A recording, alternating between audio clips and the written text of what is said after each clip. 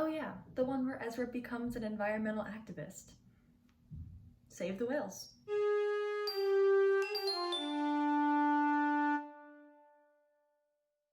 Welcome back to Rebels Revisited. You'll notice that I am in a secondary location. It is about to become my primary location, actually, so you'll be seeing a lot more of this space. Actually, you might not see my old bedroom again in one of these videos, I don't know. It's not much to look at right now, but soon you'll start seeing posters and things going up and it'll start to look like a room that belongs to, well, me. I am going to miss making videos at my old desk with my chair that makes all that noise and the Tatooine poster in the background, but I'm excited about this too. Forget about me though, life updates are unimportant when we have space whales to talk about. This is The Call Revisited. This episode takes a break from the rebellion for a bit to bring us back to basics. We're focused on the Ghost crew and a problem. This time, our crew is low on fuel and freezing themselves to save power as the Ghost travels to a gas refinery for supplies. Suddenly, Ezra hears a mysterious noise. I love this. I love getting an episode that goes back to basics. Commander Sato and Rex and Phoenix Squadron and Hondo and all the other new friends the Ghost crew made this season are nowhere to be found. And I love all those characters, of course, but when I fell in love with this show, I fell in love with that core group of 6, right? The things have gotten a lot busier and a lot more complicated since the days of season 1. So it's nice to strip all that new extra stuff away for an episode and just be reminded of what the show is at its heart. An episode like that, where we just breathe and regroup with the core characters, is a prime spot for some really great character-driven content, and oh boy do we get some. I love that Ezra is the only one who can hear the Purrgil through his connection to the Force. Not even Kanan hears them, so it's not just that this is a Jedi thing, this is very specifically an Ezra thing. This is Ezra's own little corner of Force ability at work, and what a beautiful little corner of the Force it is. It gives me chills. Listen, when Ezra's describing this mysterious noise to the crew, do you know what he says? You know how he chooses to describe it? Sad. He says it sounds sad. He doesn't say it's loud. He doesn't say it sounds like some wild animal. He says it's sad. His instinct is to go right to feeling, right to emotion. These are Jedi empath hours, and I love it. I love it so much. Isn't that such a beautiful aspect of the Force to be heightened in Ezra?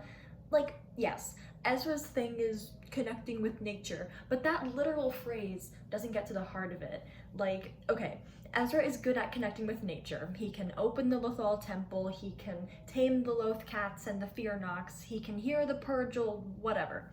This isn't about a cool Force power. That's not how Rebels approaches the Force. This is about feeling. This is about emotions. Ezra is a highly sensitive person.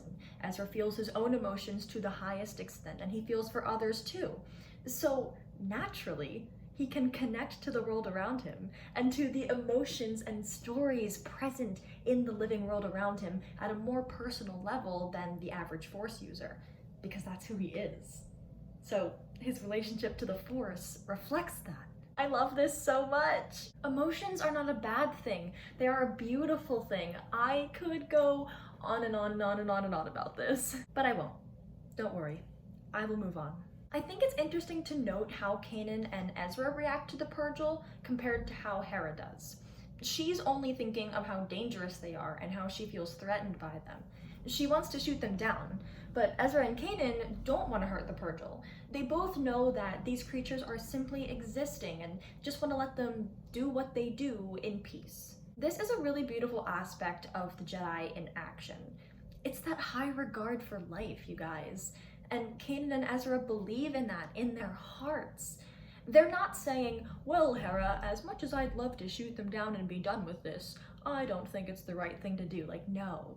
They genuinely value the lives of these innocent creatures. This is why Jedi should have never been generals. I also think it's interesting to compare Ezra and Hera specifically.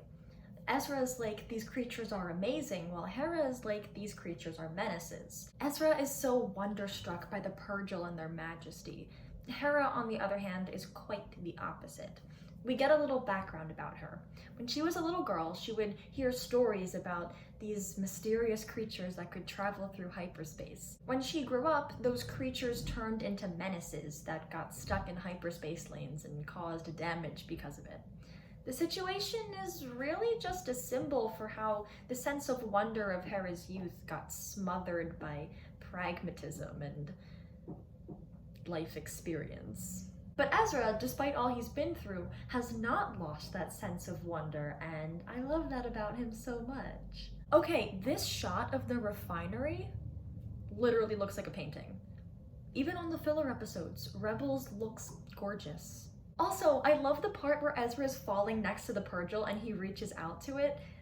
Watching Ezra in this episode makes me feel like a kid again. Like, I get that sense of wonder about Star Wars when I watch this one, like the same way that I felt when I was like a little 4-year-old looking up at the TV in my basement watching A New Hope for the first time. Like, I still remember it. And with this episode, I sit here looking at my screen with big eyes, like a 6-year-old, like, wow, space whales. Which I think is a part of the goal of this episode, and I also think it's important to have moments like these in Star Wars. Okay.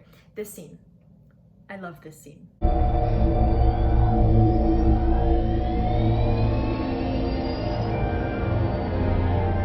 understand. I want to help you. Let us help you.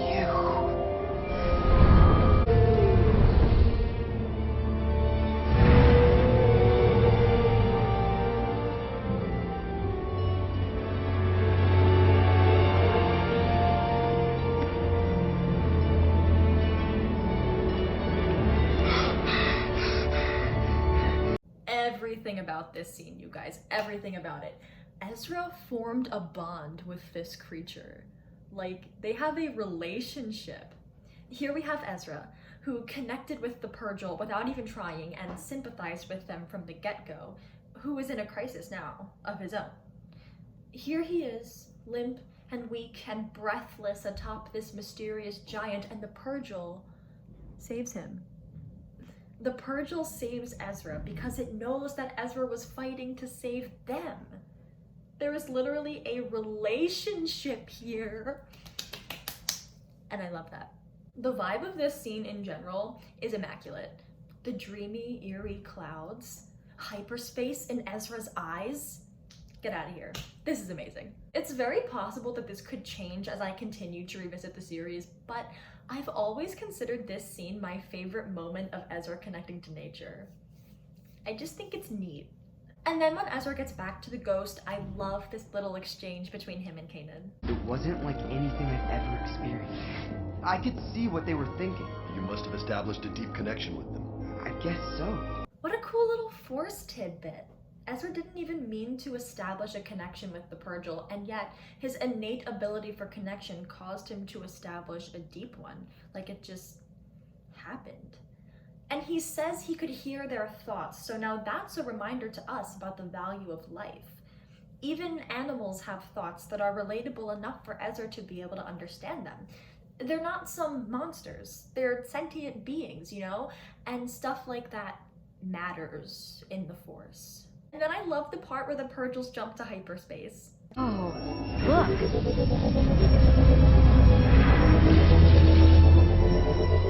it be?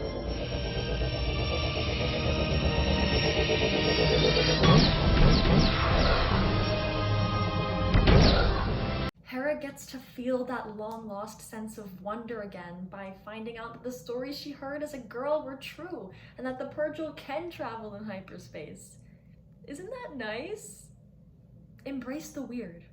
See, that feels self-aware to me. That feels like the writer's trying to tell us something. I don't know if it actually is, but it's like Hera is the older Star Wars fans who were condemning Rebels for not being dark enough. In their jadedness, they wanted grit and darkness and grief.